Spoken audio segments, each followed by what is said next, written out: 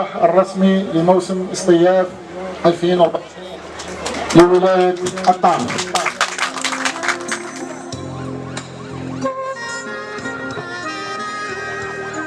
مازال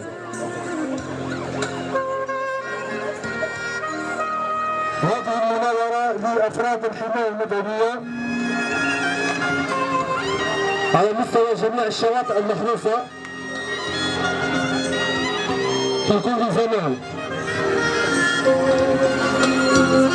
تسخير جميع الإمكانيات المادية والبشرية من أجل ضمان راحة وسلامة المصطافين.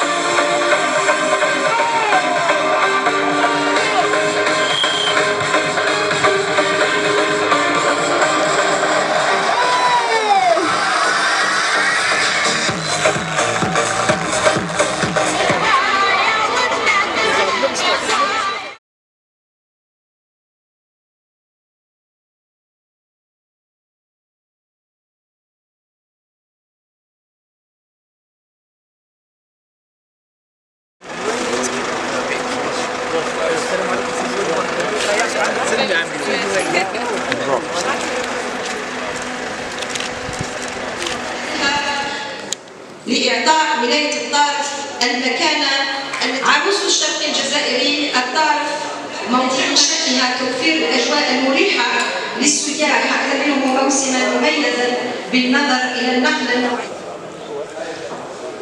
إذا قلت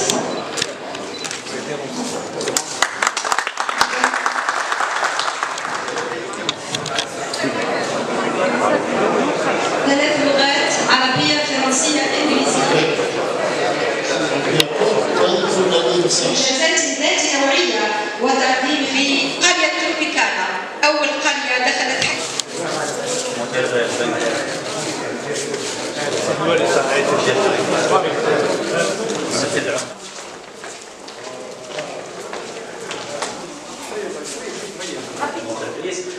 جهز لنا نصف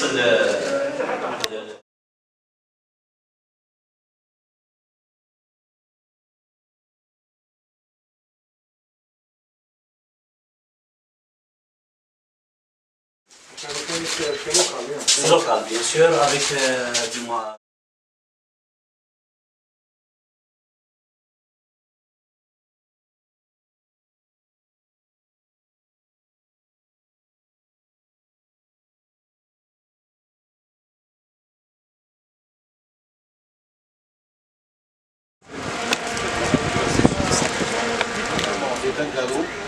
البارك اكواتيك خبط يا لقدام، خبطوا شويه خبطوا لقدام.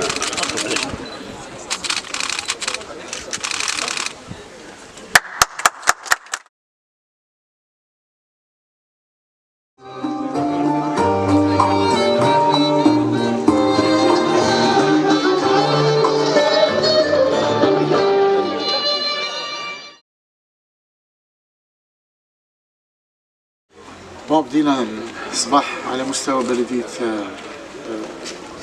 مهيدي، وين عطينا كنا شرفنا على تسليم رخص استغلال منتجع على مستوى البطاح. كانت إضافة يعني إضافة يعني طاقة الاستيعاب اللي راح تزيد، اللي كانت 2264 سرير ولات راح تفوق 3000 سرير على مستوى الولاية، وهذه إضافة. وكنا ثم عطينا رخصة الاستغلال للفندق على مستوى بحيرة طويل، كان من خلال تحضير الشواطئ.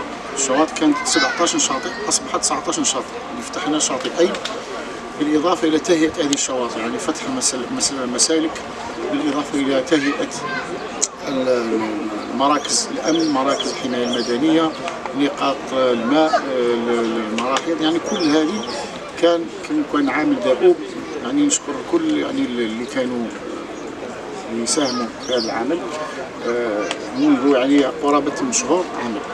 هذا من جهه. من جهه اخرى كنا لقنا تطبيق على مستوى صفحه الولايه، واللي اخترتوه اليوم هو تطبيق فيما يتعلق ب